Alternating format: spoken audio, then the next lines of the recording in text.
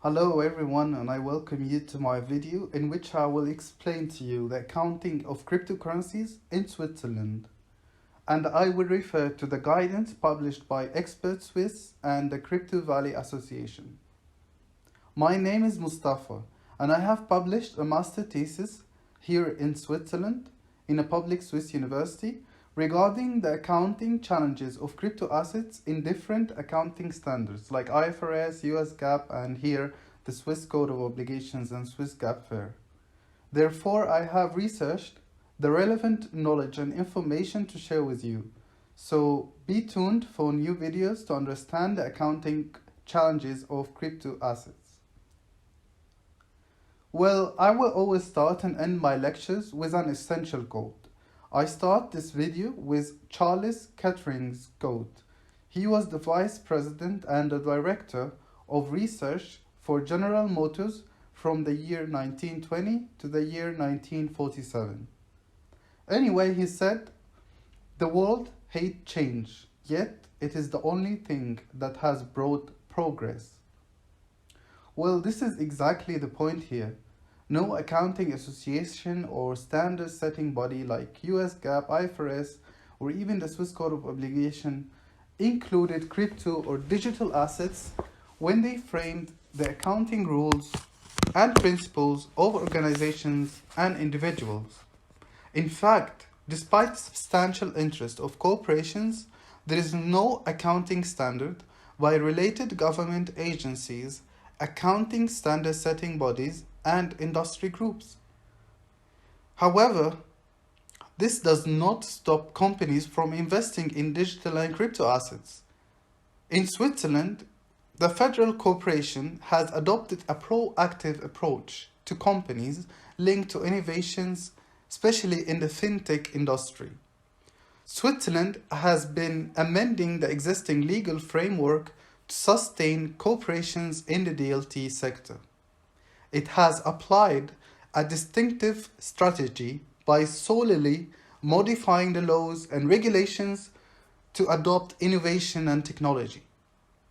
Other territories here also next to Switzerland, like Liechtenstein, they have created a new separate law to regulate different aspects of the DLT companies.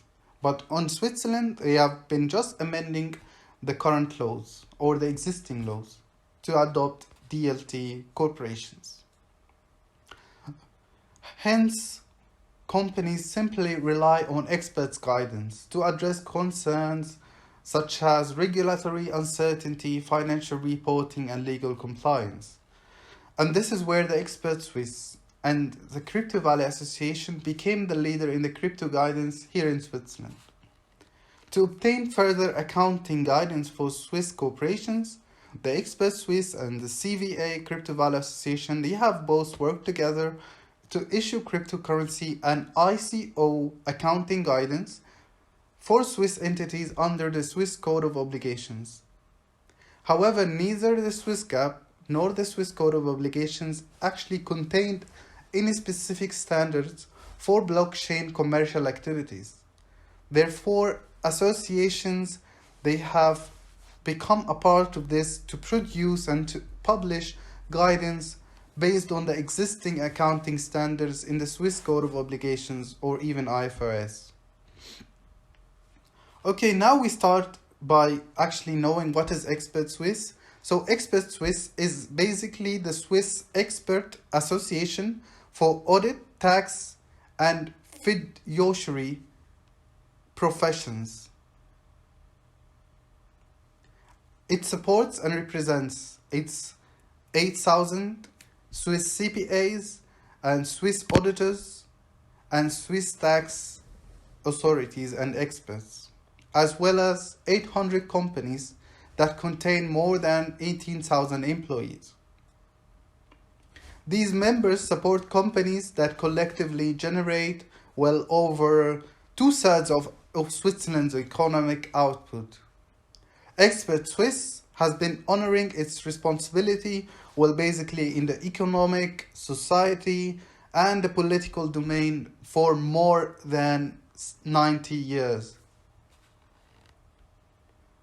Now we go to the Crypto Valley Association. Well, since we know that the Swiss government has eased the rules and taxes and laws and regulations for blockchain corporations, the corporate and the crypto community here, they have decided to locate the Crypto Valley Association in Switzerland. And it has been going through huge success during the past year. In 2020, the Crypto Valley operated with 919 firms operating in a DLT. There are still 919 according to the latest report. The top 50 companies in 2020, in August, they were valued at $37.5 billion in total. Well, according to the latest report, the key data in December 2021, the Crypto Valley top 50 companies are now valued at $600.8 billion in total. That means that the top 50 companies value increased by 1,531% to $600.8 billion from $37.5 billion, which was the previous report data that was published in the 7th of August 2020. So in about 15 months, this value has increased by 1,531%. That's why it becomes so attractive for companies to actually operate in the crypto market. And also the economic and the legal stability here in Switzerland has even made the Ethereum project, which is the largest project in the Crypto Valley, to reach a valuation of $438.1 billion. And that basically represents more than 71% of the total valuation of the top 50 companies in the Crypto Valley. This number is huge because the Ethereum rules, which we know as ERC20 framework, it has opened a way for blockchain corporations to actually implement and develop new projects through smart contracts. Okay, so what do we know?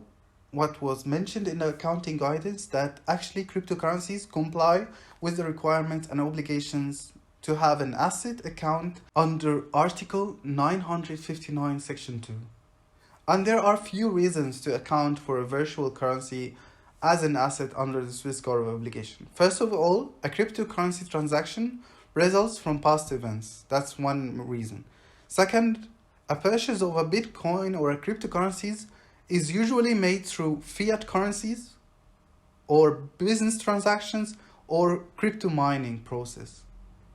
Well, also the owner can actually exchange the digital asset with a fiat currency to have a cash inflow in the future. Also, there is an active cryptocurrency market, like the crypto exchange and the markets, that where we can actually deduce and estimate the value in a reliable way each reporting period. And this is basically allowed also here in Switzerland to refer to a regulated crypto market in order to measure and estimate the value of your crypto assets. And obviously only one owner can actually access the private key, and this will always depend on whether the owner hold it on custodial or non-custodial wallet providers. However, entities cannot disclose bitcoins in the liquid asset account. And there is also several reasons. Primarily, digital assets are highly volatile, and we've seen that. We've seen the high volatility of Bitcoin through the past 10 years. Moreover, governments cannot actually accept them as means of payment. However, there is one government that is actually using Bitcoins as means of payment, and we know this country as El Salvador, which will force many accounting associations to redefine cryptocurrencies or digital assets in their guidance, especially IFRS, or even here the Swiss Crypto Valley Association and Expertsuisse Guidance. But anyway, Bitcoins do not qualify as a legal tender according to Expertsuisse and Crypto Valley Association, referring to the guidance published in 2019. However, we know for sure that the guidance did not consider the characteristics, obligations, or rights of other tokens like CBDC or even stable coins that are pegged to fiat currencies. Well, I like this slide because this is the main accounting item that is being used by most companies here, and it has been allowed under the Expertsuisse and the Crypto Valley Association guidance. So basically, an account of short-term asset held at a stock market price includes short-term securities, gold or other precious metals and commodities, and these assets, they have a tradable market value without being directly considered as legal tender. Therefore, the security accounting item, this one, may still actually include digital assets, like Bitcoins. However, some entities may not intend to hold cryptocurrencies for a short-term period, and that's pretty obvious, due to their business model. Therefore, Expertsuisse and the Crypto Valley Association, they recommend that these entities should disclose these digital assets that are held for long term under the account of financial asset. Well, we have to know for sure that this specific account was not applied or mentioned or even accepted under the guidance published by IFRS or the guidance published by FINMA for the US GAAP. So entities cannot actually classify Bitcoins as claims under the Swiss Code of Obligation because they do not legally constitute short-term or long-term liabilities. However, entities can classify cryptocurrencies as inventory only if the entity intends to hold and execute disposals of cryptocurrencies in the normal operating activities. So that was accepted under the IFRIC guidance, and it was allowed for brokers and cryptocurrency exchange firms. So they actually combine the same characteristics of the IFRIC guidance as well to help Swiss companies that are applying IFRS not to change their accounting principles when they prepare financial statements for tax authorities here under the Swiss Code of Obligations. Nevertheless, Expertsuisse and the Crypto Valley Association, they also recommend that entities to classify cryptocurrencies with long-term holding intentions as intangible assets under the Swiss Code of Obligations. And this is basically targeted to IFRS companies that are operating here in Switzerland.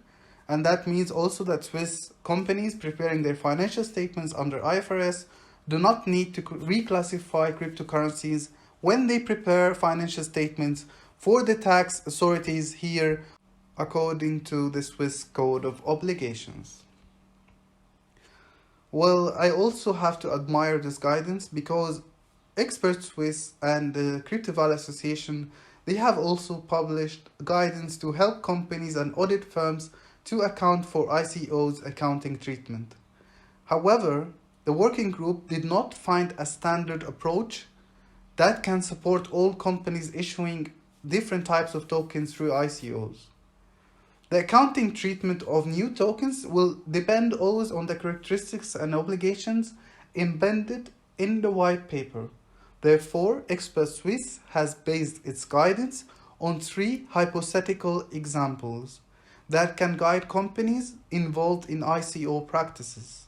However, the underlying characteristics, claims, and obligations of new tokens can simply differ from one issuing company to another and may not even include any of the specific characteristics that are mentioned on these 3 hypothetical examples.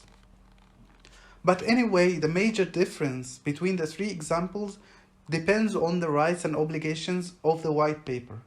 For instance, some tokens represent a participation certificate, which is a legal form of corporate security instrument, and it is a legally enforceable claim for holders here in Switzerland they can use this specific certificate in court to demand and to claim their money back from the company.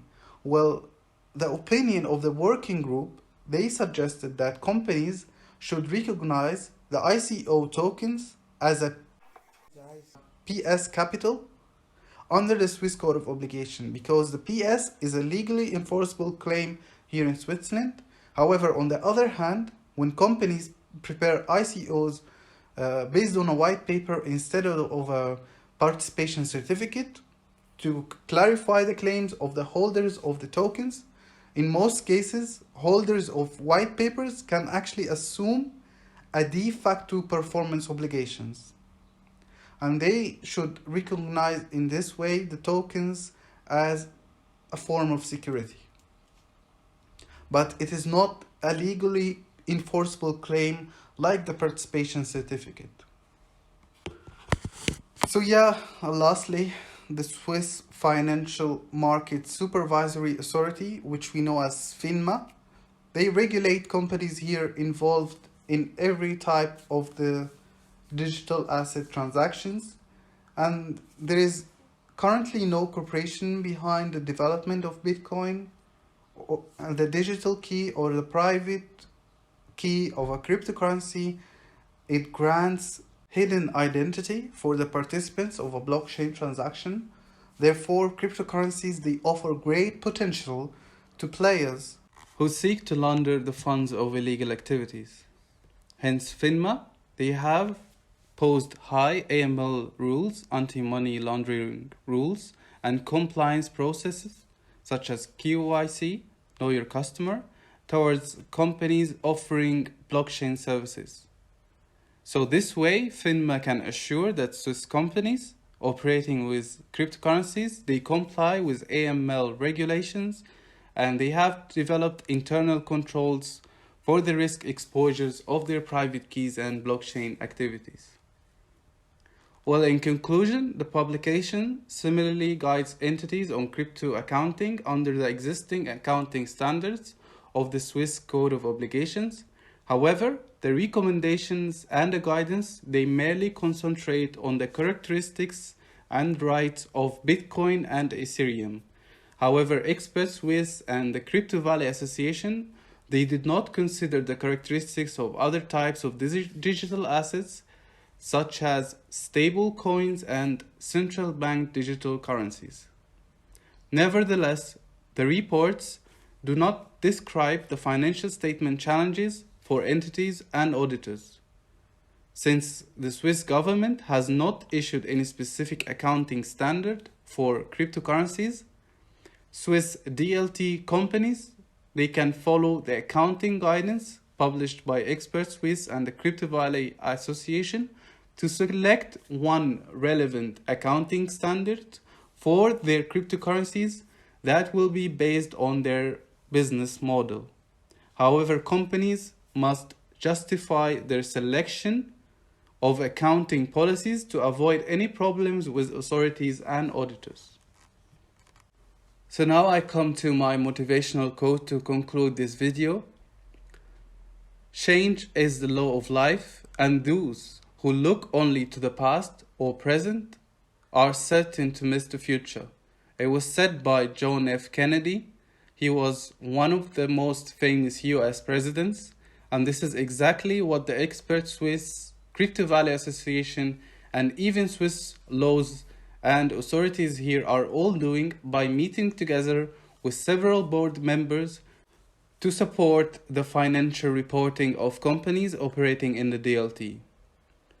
They have allowed Swiss companies to apply diverse accounting standards like inventory, intangible assets, short-term securities, and even financial assets or financial instruments. However, this can still increase the complexity for users to account for digital assets under the Swiss Code of Obligations. They can be lost easily because there are plenty of accounting standards that are available. So after reviewing the accounting guidance published by the accounting standard setting bodies like IFRS, FINMA, and Expertsuisse, The following videos shall aim to understand the argumentation developed by organizations and audit firms to guide the accounting of crypto assets by DLT companies. So in the next videos, I will bring publicly accessible financial statements of DLT companies, and we will see together how these companies apply crypto assets in their financial reporting. We will also see together how auditors have analyzed the newly developed accounting policies made by these DLT companies, known to be operating in the public sector. So thank you so much for listening, and please subscribe to my channel to be tuned for new topics.